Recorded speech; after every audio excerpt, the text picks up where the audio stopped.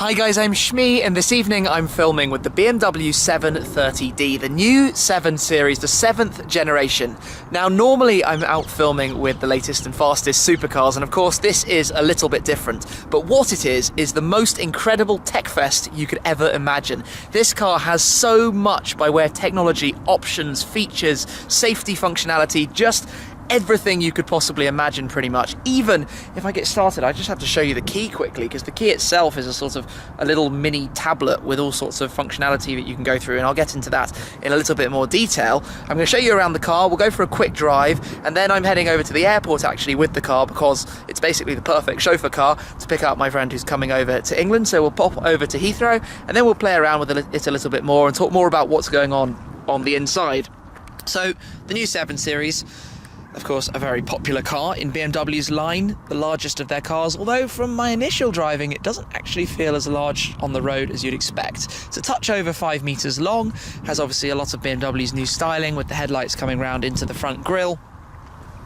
If I come all the way to the back and show you the new design at the rear, the chrome stripe all the way across the back there into the headlight, into the rear lights.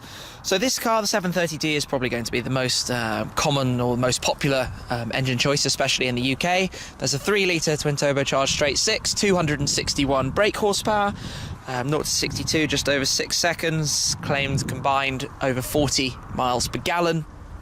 So you're going to get a long range out of your tank of fuel. But the car's not so much about the outside, it's about what happens on the inside. So like I said before, we've got this key, which reports back to you all sorts of information. So you can slide up to unlock, you can lock and unlock the car by touching it, you can turn on the lights, I think. So yes, we've got side lights, parking left, parking right, let's turn them on. How do you do this? Oh no, it's just a status, it's reporting back what you've left on, okay. We've got information about the service, engine oil. Click through, it can tell me when the services are due. This is quite cool actually. So there's a whole flurry of information. We go over to the next page, 279 miles of range left. Set the time for our next departure. Activating the preconditioning for departing. I'm not quite ready to go yet, but let's see what happens. So this is going to send a signal to the car and prepare it. So it's preparing the engine to warm up and be ready to drive out when we're ready to go. So this is all very neat, and you do of course have your usual buttons. This needs charging up and there's a place to put it in the car, but it is quite a large object, significantly larger than a normal key. So you have to sort of bear that in mind. And then you do have the normal lock and unlock buttons, of course, flashing the lights there. So, enough playing with the key, let's have a look out to the interior. I'll come around to the driver's side to quickly show you the up front area. So, luxury, comfort, refinement. And given how much tech there is in here, it's not actually sort of over-swamped with buttons. Oh, I can feel that it's had the hot air blowing. If I close the door, I think the steering wheel will lower itself. Maybe when I start the engine, sitting quite high there. So we've got the familiar sort of full digital display. There's actually a little analog clock there in the middle, which is quite nice. Fun little touch in the software. All the sort of functions you'd expect. Start it up, turn off the radio for us there. So you've got the rev counter on the right, the speedometer on the left, all sorts of information that comes up on the centre section to do with the safety features you've got turned on. And over here you have the familiar iDrive's large clear display system controlled through this interface here next to the gear stick. Actually that's quite fun. As I touch around on the top, it moves the map around as well. That's really quite nice. You've got this button here, so I'll quickly bring up what we've got in the safety functions, because this is where it's all a little bit crazy. Pedestrian alert with dynamic markers, so it will show us and light up when it sees people, collision warnings all through the adaptive radar system at the front, cameras all around you to control when you're leaving your lanes, keeping you in so you can literally take your hands off the steering wheel, side collision warning. It literally has just everything you can imagine. Now one of the coolest things this car has, I'm going to turn the radio on and turn it all the way down, is the gesture control. So you literally do this, and it turns up the volume and down. It's ridiculous. Favorite shows, movies, or games? It's absolutely ridiculous. And then if you've got a phone call, you just do that and it sort of goes away, or you answer it. You literally just wave your hand around in this area and stuff happens, which must be using sensors, I guess, up in the roof. But it's just awesome. If you're a tech lover, that kind of stuff is cool. You've also got a digital display here for the air conditioning and heating controls and stuff. So it's quite nice up front. And just turning the lights on, you can see that it's not overloaded with buttons. You have a lot of sort of different controls around, but it's not massively in your face too much. Seats are obviously very comfortable. You'd expect that. Let's just take a quick look at the back before we head off for this little drive. Back here, now I've got the driver's seat in my position, loads of room in the normal car. Super comfortable seats with lots going on. We've got the whole centre console armrest you can pull out with this massive tablet, which we'll get connected in a sec. But you've got all the seat controls here in the centre, and a storage box here in the armrest. Actually, we'll come back to this after the drive and I'll show you that whole system. But yeah, back here is not a bad place to be. Right, let me get back in the front and we'll go for a little drive. Okay, let's get set.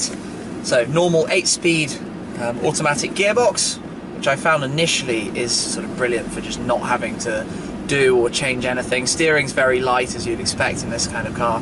When you get in, the seatbelt sort of snuggles you in, pulls tightly, just makes sure you're gripped in. But the ride, well, right now, it's exceptionally soft. It's really soft, and there is so little noise in the cabin as well. I mean, the air conditioning blower is going quite strong at the moment, but in here it just wafts along. You have a couple of sort of settings. You have sport, we can go into, makes everything red and more aggressive, which has its own individual configuration setting.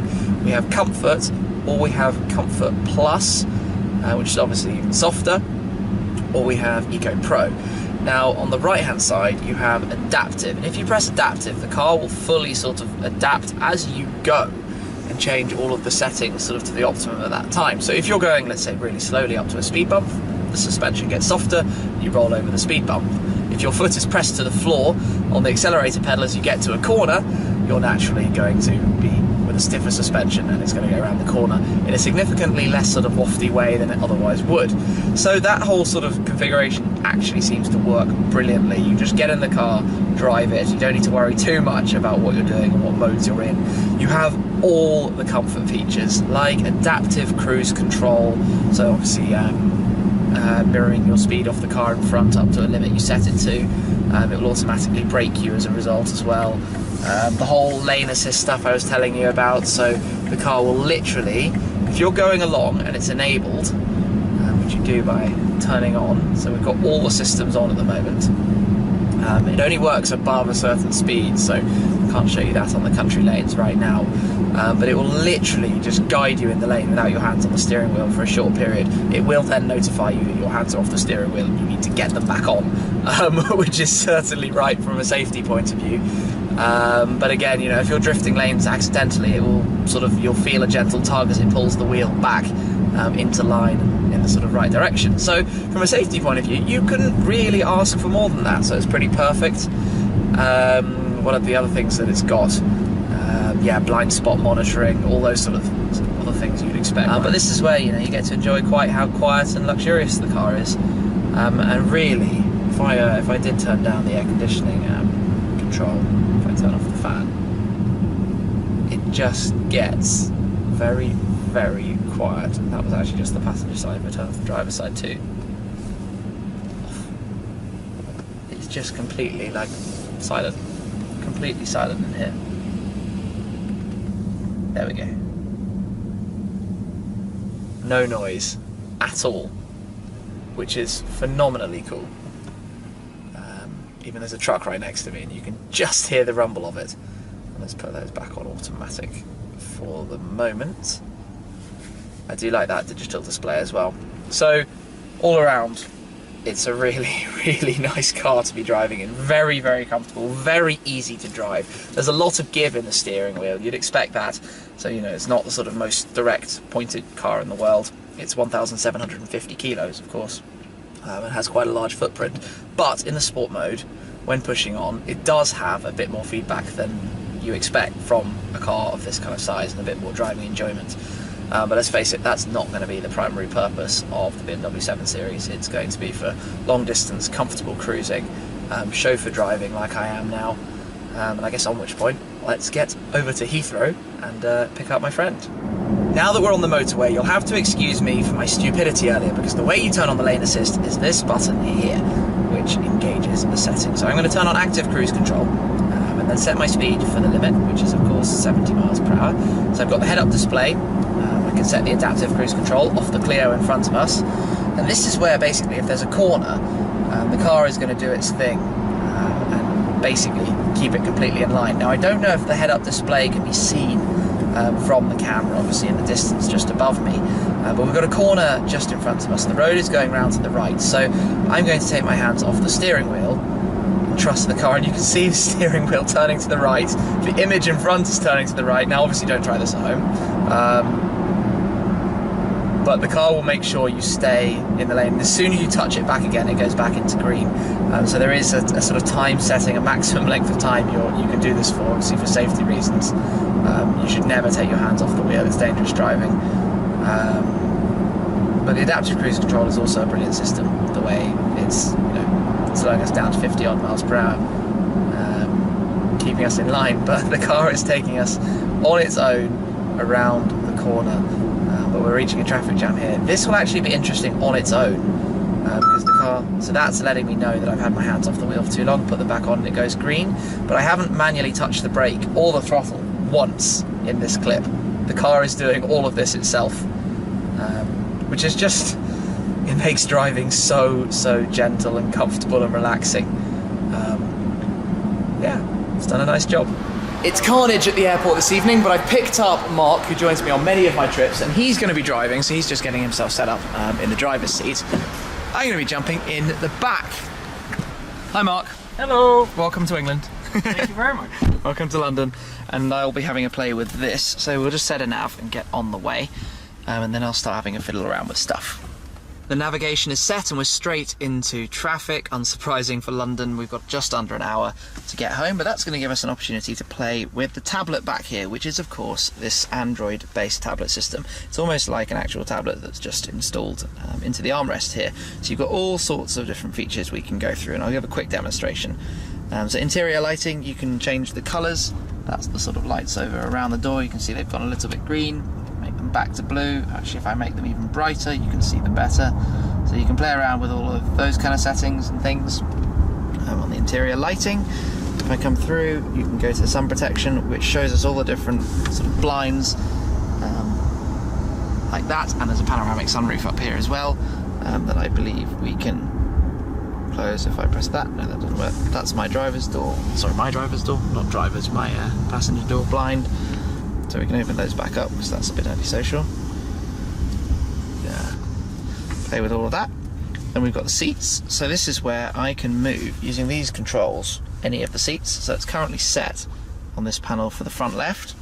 So I can move, oh, that is actually moving mine. I can move this seat, there we go. I can move it forwards, give myself a little bit more legroom, or actually quite substantially more legroom.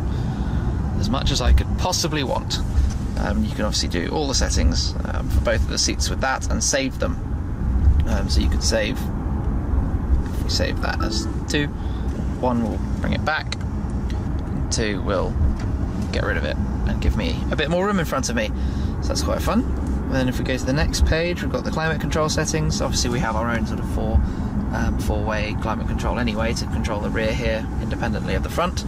But you can do it all through this as well. Media radio, just what you would expect. Control all the media and entertainment and everything that we're listening to. Driving information. So I think this will load. Yeah, so you can see we've got 17 miles to go, 40 minutes. Tells us our current speed and fuel economy. And then if I press that, it's going to give us our direction and positioning details as well. So that's quite fun. Then we've got a whole series of settings, different stuff, and then apps, which takes you basically to the full tablet, which is a connected tablet on the internet. We can load up the BMW page. It's just telling me I need to log on because obviously it's not a setup for me personally, and we can take it back home and into the app. So it's pretty luxurious back here. There's a lot of comfort. How is it to drive so far? Yeah, nice. It's really, really subtle. It's really like Gentle. floating and gentle. Yeah, it's amazing. Throwing you in at the deep end, a couple of minutes at the wheel.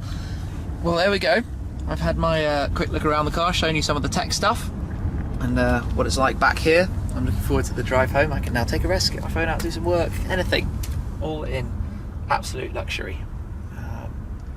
But yeah, I'll wrap up there. First look at the new BMW 7 Series. It's a pretty awesome car. Thank you very much for watching, guys. I'll catch up with you again very soon. Cheers.